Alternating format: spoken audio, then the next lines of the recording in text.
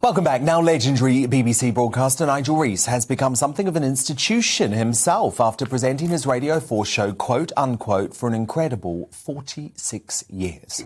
The show, involving a panel of celebrities sharing their favourite quotations and being quizzed on origins of others, was chaired by Nigel since this idea first came to life on the airwaves in 1976.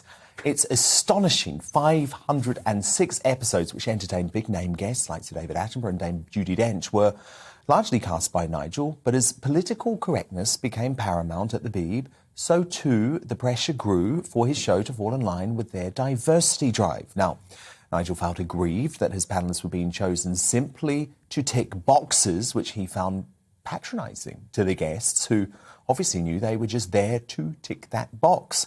Well, clearly, that nannyism, as he described it, pushed one of their finest and most loyal presenters too far, because he shocked the BBC by quitting his show this week, and Nigel is here to explain why. Nigel, great to have you here. Yes, I have to say, your first show broadcast before I was born, yes, so almost that makes you an absolute BBC legend. And I have to be honest, it shocked me when I first read your resignation interview in the Sunday Times, because there had been no indication previously from you that any of this was going on behind the scenes. Well, we knew that the series which we did on the air in November and December was going to be the final one, because I had decided that back in July. And it's not quite correct to say that I resigned over the anti-woke situation.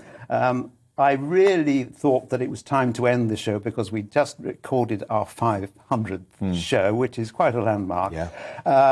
But the last two years, we have been unable to do as we have always done this show because of COVID. We always used to do the show in front of a tightly packed studio audience, and the guests all sort of squashed together.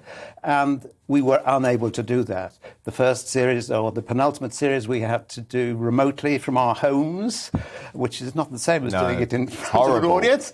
And then the series which we did, which went out in November, we did socially distanced. And it just wasn't the same. So that was a reason, that was the trigger, if you like. And we did a very good series to end with. But these, what I call prescriptions by the BBC to include diverse panellists and disabled guests, I thought was not right. Why? You know, I just wanted the people who could do the show to come on it. So can you just explain to me how that goes down? I mean, does an executive from the BBC actually come to you and say, every panel needs to have someone who isn't white, you need to include disabled people once every month? I mean, how does it work? What goes down? What do they tell you? Well, the way I've always done it was to work with the producer, and I would come up with a list of guests that I wanted and perhaps I had contact with, and the producer ditto. But then sort of filtering down from the executive level, we had these sort of instructions that we had to have persons of colour. We must not have an all-white panel. And then this year, or in fact last year, we were told that we had to have disabled people. And you were fine to do that when it made sense for the context when the people were right for the show. But I have a feeling... You didn't want to be prescribed to do it. I didn't want to be told to do it. And what I've found... Well, people have said to me that they think that this sort of prescriptive way of doing the things may have affected the programme, in that the people who got through on this this demand were not quite right for the show. And I think this may have affected the show. But that wasn't really why I gave it up. It was just everything. They also actually started to censor, I guess is the word, to an extent, some of the actual quotes themselves. Yes. So can you tell me what happened for the 500th edition when you wanted to include a round of detached lyrics, which included a quotation from Noel Coward's 1932 comic song Mad Dogs and Englishmen? Yes. Well, we have this thing called detached lyrics, where they had to identify the song from just the words, a few words, and with the music taken away and the context taken away.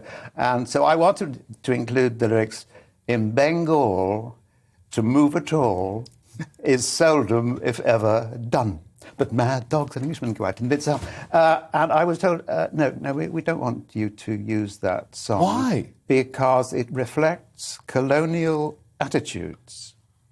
So in my newsletter, which the quote-unquote newsletter, I put, well, perhaps we should find a statue of Noel Coward and drop it in the nearest harbour. I just thought that was completely mad because, in fact, the song is not patronising towards colonial people. It was criticising the English for being stupid. Yeah. But either way, it doesn't make sense, does it, to censor lyrics from another time? Surely we just have to be understanding of the fact that things were written in the 30s and it was a different era. And also, what I say is, OK, why don't we use it and we can talk about it? I mean, this is what the programme is. We could say, is this really a song that's reflecting colonial attitudes? Has it made you worry about the BBC's future, Nigel Rees? Well, I don't know. I think yes, I think it does. Now that you put it to me like that, I think that this sort of running around not wishing to offend anybody really affects the quality of the broadcasting. I don't know how long it's going to last, or whether it'll go away, or whether changes in the way the BBC is run and financed will be affected by this sort of thing. I don't know. Nigel Rees, fascinating. Well, congratulations, because, look, as you say, that many years yes. to survive at any broadcaster and then to leave on your own terms is very impressive. I was very determined that I was going to say when I was going and that they wouldn't say, go away. No, good point. Well, look, Nigel Rees, absolutely great to have you here. Of course, we always get both sides of the stories here on GB News. So this is what a BBC spokesperson told us about what Nigel had to say. "We want our output to be representative of the UK, and we want contributors on our comedy shows to be wonderfully engaging and funny. These two ambitions are not mutually exclusive, and it would be highly condescending to suggest otherwise. We have creative editorial discussion around every production, and they are very much standard practice."